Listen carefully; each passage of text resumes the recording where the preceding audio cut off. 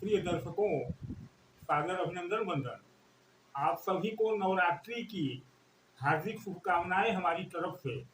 यह शक्ति का पर्व, शक्ति साधना का पर्व। आशा करता हूं कि इस पर्व में 9 दिनों के अंदर आप धनु राशि वालों को एक ऐसी शक्ति मिलेगी जो आपके जीवन की तमाम रुकावटों और बाधाओं को समाप्त करेगी। ऐसी ही मैं कामना करता हूं अपनी इष्ट मां मंगलामुखी से। आइए इस वीडियो में हम शुरू करते हैं अक्टूबर महीने की राशिफल को लेकर के। साथ ही इस नवरात्र में 30 तारीख को ऐसा क्या हो रहा है कि जो आप धनु राशि वालों को वर्षों नहीं भूलेगा, वर्षों याद रखेंगे। ऐसी कौन सी घटना घट रही है 30 तारीख को, इसी विषय पर चर्चा है। तो चैनल पर बने रहे, निवेदन है वीडियो को लाइक और शेयर करने की कृपा करें। आइए देखते हैं कि क्या है राशिफल और क्या आपके साथ घटित होने वाला है 30 तारीख को। 30 सितंबर को ग्रह स्थितियां इस प्रकार है। चंद्रमा धनु राशि में रहेगा, राहु तीसरे भाव में कुंभ राशि में ही विराजमान है, शनि चतुर्थ भाव मीन राशि में, गुरु सप्तम भाव मिथुन राशि में, केतु और शुक्र नवम भाव सिंह राशि में, सूर्य और बुध दसम भाव कन्या राशि में और मंगल तुला राशि में एकादश भाव में उपस्थित है। इसके आधार पर ही हम आने वाले समय की कामना करेंगे, इसकी व्याख्या करेंगे जो आपका राशिफल होगा। लेकिन उससे पहले हम समझें कि 30 तारीख को यानी 30 सितंबर को क्या है जो कि आपके साथ कुछ अद्भुत घटा रहा है। समझिए कि 30 तारीख को पड़ रहा है मंगलवार, और आज यह वीडियो जब आप तक पहुंच रहा है तो भी है मंगलवार, यानी ठीक आज से 8 दिन बाद पड़ रही है इस नवरात्र की महाअष्टमी, जिसे दुर्गा अष्टमी के नाम से जाना जाता है, जिसे गौरी अष्टमी के नाम से जाना जाता है। इसी दिन वह घटना हो रही है जो आपके जीवन को बहुत बड़े परिवर्तन से गुजार सकती है। इस दिन महागौरी की पूजा होती है। अष्टमी के दिन महागौरी दुर्गा का अष्टम स्वरूप है और महागौरी का संबंध शुक्र से है, क्योंकि शुक्र की अधिष्ठात्री देवी महागौरी है। महागौरी का अर्थ होता है सुंदरता, श्रृंगार। तो शुक्र की जागृति एक नए रूप में हो रही है आप धनु राशि वालों के लिए। हालांकि यह सभी राशियों के लिए होगी जिसकी राशि चार्ट में शुक्र की 2 राशियां वृष और तुला जहां जिस भाव में आएंगी उस भाव को जागृत करेंगी, पॉजिटिव या निगेटिव। तो आप धनु राशि वालों के राशि चार्ट में शुक्र की तुला राशि आपके एकादश भाव में है और वृष राशि छठे भाव में। एकादश भाव जहां आपकी इच्छाओं की पूर्ति का भाव, आपके इनकम का भाव, आपकी लालसाओं कामनाओं का भाव, आप क्या चाहते हैं और आपको क्या मिलेगा यह बताने वाला भाव। और इस भाव में बैठे हैं वर्तमान में मंगल। यह मंगल आपकी राशि में पंचम भाव और द्वादश भाव के स्वामी होते हैं, यानी ज्ञान के स्वामी और हानि के स्वामी मंगल। तो घटना यही घट रही है। अब शुक्र जैसे आपकी राशि में एकादश भाव का स्वामी, छठे भाव का स्वामी, यानी शुक्र इच्छाएं भी पूरी कराएगा और कर्जे भी करा सकता है, ऋण भी करा सकता है। उसी तरह से मंगल आपके ज्ञान में वृद्धि कराने वाला है, तो वहीं आपके हानि को भी देने वाला है। तो ये दोनों ग्रह यानी शुक्र की राशि में मंगल, तो दोनों शुक्र भी एक्टिव हो रहे हैं महागौरी के प्रभाव से और मंगल भी एक्टिव हो रहा है, क्योंकि मंगल बैठा ही इच्छा भाव में है शुक्र की राशि में। तो ये दोनों 2 विपरीत परिणाम देने वाले ग्रह हैं। यह क्या देंगे यह निर्भर करता है कि आप करते क्या है इस नवरात्र में। अगर आपने इस भाव को समझ करके आपने मेरी बताई गई विधियों का पालन कर लिया तो मंगल आपके ज्ञान में, संतान में, प्रेम में वृद्धि कराएंगे और आपके जीवन को सुखमय बनाएंगे। और अगर आपने ऐसा नहीं किया, विधियों का पालन नहीं किया, तो मंगल उल्टा करेंगे, आपके हानि भाव को बढ़ाएंगे। उसी तरह से शुक्र, अगर आपने विधियों का पालन कर लिया इस नवरात्र में तो शुक्र आपके एकादश भाव यानी इनकम को बढ़ाएंगे, आमदनी बढ़ाएंगे, इच्छाओं की पूर्ति करेंगे आपको सब सुख देंगे। जो कार्य जहाँ रुके हैं, जहाँ बाधाएं हैं, सब माँ गौरी और मंगल की कृपा से दूर होंगी। लेकिन अगर ऐसा नहीं होता है, आप विधियों का पालन नहीं करते हैं, तो वही शुक्र तो छठे भाव का परिणाम देंगे, क्योंकि शुक्र तो जागृत हो रहे हैं। तो छठे भाव का परिणाम रोग, ऋण, शत्रु यह देंगे। अब इसमें विधि क्या है मैं वह बता लेता हूं कि किन विधियों का पालन करें कि आपके आने वाले जीवन में अच्छा हो। देखिए, जो राशिफल की बात होती है, तो राशिफल आपके पिछले कामों के परिणाम को ही दर्शाती है। तो जो राशिफल मैं बताऊंगा आगे चल करके 1 महीने अक्टूबर का, वह इसी आधार पर होगा कि अगर आप विधियों का पालन कर लेते हैं नवरात्र में, तो जो पॉजिटिव राशि बताई जाएगी राशिफल वह घटेगी, और नहीं करते हैं तो जो निगेटिव है वह घटेगा।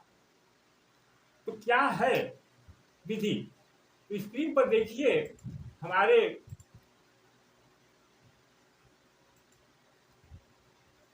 धाम में, हमारे मंदिर का यह दृश्य है। माँ बंसरा देवी हमारी इष्ट देवी है, हमारे अपना मंदिर है, जहाँ इस नवरात्र में अनुष्ठान की व्यवस्था हो रही है हमारे और हमारी टीम द्वारा। आप इस मंदिर को गौर से देखें तो यहाँ एक कार्यक्रम आयोजित हो रहा है। वह कार्यक्रम क्या है मैं इसको बता लेता हूँ, तब राशिफल की बात करता हूँ। तो आज मंगलवार 22 तारीख को जब आप यह वीडियो देख रहे हैं, तब है चंद्र दर्शन। आज चंद्र दर्शन होगा रात्रि में, तो इस चंद्र दर्शन को करें, इसमें कुछ लगना नहीं है।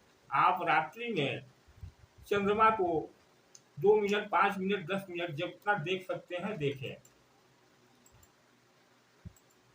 तत्पश्चात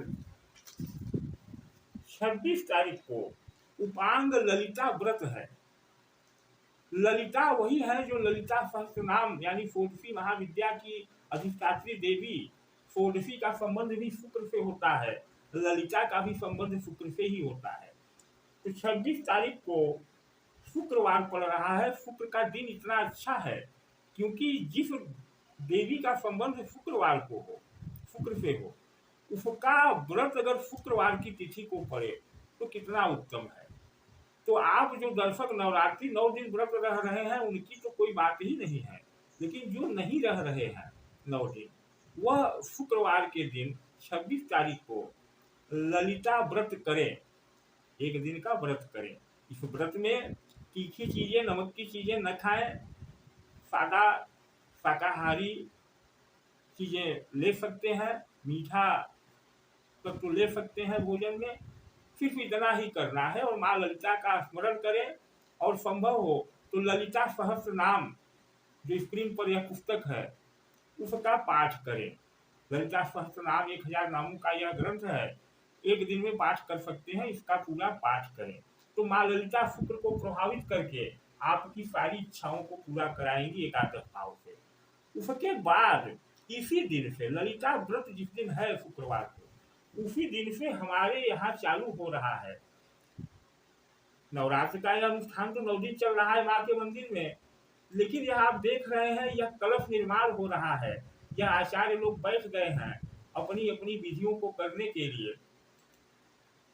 यह महिलाएं कलश का निर्माण कर रही हैं। 108 कलश हमारे द्वारा अपने उन दर्शकों के लिए स्थापित किए जा रहे हैं जो हमसे जुड़ना चाहते हैं। इसमें आप भी जुड़ सकते हैं। यह नवरात्रि से शुरू है, लेकिन इसकी स्थापना ललिता व्रत के दिन यानी शुक्रवार 26 तारीख को की जाएगी और यह 1 अक्टूबर तक रहेगी, यानी 26 तारीख से 1 अक्टूबर तक। इसमें मुख्य पूजन होगा अष्टमी के दिन 30 तारीख को। यहाँ महागौरी का पूजन होगा। यह कलश की स्थापना महागौरी के लिए की जा रही है। निर्माण चालू है, कलशों का श्रृंगार हो रहा है। तो विधि यह है कि आपको करना यह है, आचार्य भी बैठे हुए हैं स्क्रीन पर, करना यह है आपको कि आप अपने तरफ से, अपने नाम से, अपने कुल गोत्र के नाम से एक कलश की स्थापना करा लें। उस कलश में जो नारियल प्रयुक्त होगा वह नारियल सिद्ध हो जाएगा माँ गौरी की कृपा से और उनके आशीर्वाद से। और यह सिद्ध नारियल आपको 9 दिन का यह अनुष्ठान पूरा होने के बाद यानी नवमी जो सिद्धिरात्रि है उसके बाद आपको भेज दिया जाएगा कोरियर या डाक से। और इस नारियल को आप 1 वर्ष तक अपने घर में रखे रहें, साथ में प्रसाद भी भेजा जाएगा और हवन भी आपके लिए होगा। तो यह नारियल ही 1 वर्षों के अंदर आपकी अब तक की चली आ रही सारी समस्याओं को समाप्त करने वाला होगा। यह तो विधि है। अब यह विधि है तो इसमें खर्च भी है, क्योंकि सारी चीजें मंत्र जाप स्थापना पूजा सब है आपके लिए। तो यह खर्च तो 2100 रुपये है, यह खर्च 2100 रुपये है। अब जो सक्षम हो वह करा ले, अन्यथा न कराए, वह बात या वह विषय मेरा नहीं है। मेरा विषय यह है कि अगर आप सक्षम नहीं है तो भी कम से कम 1 माला तो अपनी तरफ से इस अनुष्ठान में समर्पित कर ही सकते हैं। और 1 माला समर्पित करने का यानी माँ के श्रृंगार के लिए 1 माला समर्पित करने का खर्च मात्र 151 रुपये है। उसमें आपके नाम से माला का श्रृंगार होगा माँ का, और आपको कुछ भेजा नहीं जा सकेगा। तो जैसा आप उसी समझे कराएं। लेकिन अगर आप यह घट यानी कलश की स्थापना कराते हैं और तब जो यह नारियल आपके पास पहुंचेगा सिद्ध नारियल, तब क्या होगा उसी पर अक्टूबर से लेकर के आने वाले 1 वर्षों तक की राशिफल निर्भर है, जो अब मैं आपको बताने जा रहा हूँ। तो देखिए ग्रह स्थितियां यह है, प्रारंभ में ही चंद्रमा जब अष्टमी है तो धनु राशि में है। चंद्रमा कौन? चंद्रमा मन का कारक मन। और दुर्गा सप्तशती के दूसरे अध्याय में पहले श्लोक से ही दुर्गा के उत्पत्ति का विवरण है, जिसमें यह कहा गया है, आप पढ़ सकते हैं कि माता के स्तन और कटी प्रदेश का निर्माण चंद्रमा के तेज से हुआ, चंद्रमा के तेज से हुआ, ध्यान दें। अब चंद्रमा धनु राशि में ही है, यहीं से नारियल सिद्ध होगा। नारियल भी शुक्र का तत्व है और स्तन भी शुक्र का तत्व है, क्योंकि वह पोषण करता है, चंद्रमा पोषण करता है। तो यह तत्व यानी माता का आशीर्वाद, स्तन क्या है? पालन करने वाला, माता ही तो पालन करती है शिशु का।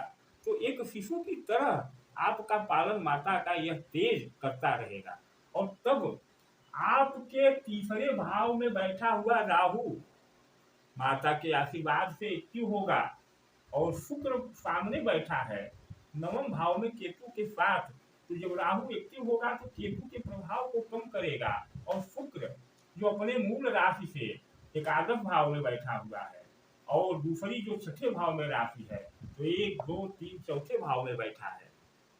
यह शुक्र आपकी सारी लालसाओं को, सारी इच्छाओं को पूरा करेगा, इनकम में वृद्धि कराएगा।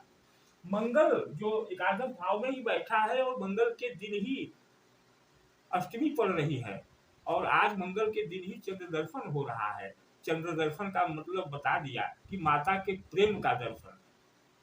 तो यह मंगल एक्टिव हो जाएगा, और तब यह मंगल आपको 5म भाव का प्रभाव देगा। संतान से लाभ, प्रेम से लाभ, प्रेम में वृद्धि, ज्ञान में वृद्धि। और जब ज्ञान में वृद्धि होती है तभी जीवन में आप सही निर्णय ले पाते हैं। ध्यान दें, कोई ग्रह आपका सामने से आकर कोई हानि लाभ नहीं करते, यह करते हैं तो आपके द्वारा ही, आपके ज्ञान में ही ऐसा परिवर्तन करा देते हैं कि अच्छा या बुरा निर्णय आप लेते हैं, और नाम होता है ग्रहों का। तो मंगल तब यह परिणाम देंगे आने वाले पूरे अक्टूबर महीने से लेकर के 1 वर्ष तक, क्योंकि बढ़ जाएंगे यह सारे ग्रह आज की ही स्थिति से 1 वर्ष के लिए। फिर इनका गोचर कुछ भी होता रहे, ये परिणाम यही देंगे, क्योंकि उस नारियल के कलश में बंधे हुए हैं आज की स्थिति अनुसार। और बृहस्पति बैठे हैं तीसरे भाव में, आपके तेज की वृद्धि कर रहे हैं, आप में देवत्व का वास करा रहे हैं। 7म भाव में बैठे हैं तो अच्छे पार्टनर देंगे, जिनका विवाह नहीं हुआ होगा विवाह में पार्टनर देंगे, विवाह कराएंगे, गृहस्थ जीवन को सुखमय बनाएंगे। ये सारी चीजें उसी पर निर्भर हैं कि आप इस नवरात्रि के इन 3 पर्वों को, यानी कि 26 तारीख को ललिता व्रत से लेकर के अष्टमी को महागौरी के श्रृंगार के अगले दिन सिद्धिरात्रि में पूजन तक आप करते क्या है। अगर आप इस विधि को जो बताया गया पालन कर लेते हैं तो पूरे 1 वर्ष में आपके जीवन की सारी समस्याएं खत्म हो करके जो आप चाहेंगे, जो आप उस नारियल से, सिद्ध नारियल से जो आप मांगेंगे वह मिलता रहेगा। आपको किसी कार्य में जाना है, नारियल से प्रार्थना करके जाएं कि हे माँ शक्ति हमारे इस कार्य को सिद्ध करो, कार्य सिद्ध होगा। तो निवेदन है कि अगर आप 2100 रुपये खर्च करने के लिए इच्छुक हैं या ऐसी स्थिति में है कि आप कर सकते हैं, तो श्रद्धा और विश्वास के पूर्वक आप 2100 रुपये खर्च करके इस अनुष्ठान में अपने नाम से कलश स्थापित करा लें, जो कलश का निर्माण हो रहा है। और नहीं अगर है तो 151 का एक माला का श्रृंगार तो अवश्य करा लें। इसके लिए आपको यह राशि 2100 या 151 दिए गए बारकोड पर भेजना है और नीचे जो व्हाट्सएप नंबर है इस पर आपको उसकी रसीद और अपना नाम, जन्म तिथि भेजनी है। निवेदन है कि फोन करके तंग न करें, हम अनुष्ठान में व्यस्त है, हम किसी का फोन नहीं उठा पाएंगे। बात करनी होगी तो हम बात कर लेंगे, इसके लिए आपको व्हाट्सएप पर ही लिखना होगा, सारे जवाब व्हाट्सएप पर ही मिलेंगे। तो धन्यवाद। आज का यह वीडियो यही तक था, यही बताना था कि यह परिवर्तन का समय है, आप अपने जीवन में परिवर्तन ला सकते हैं। धन्यवाद।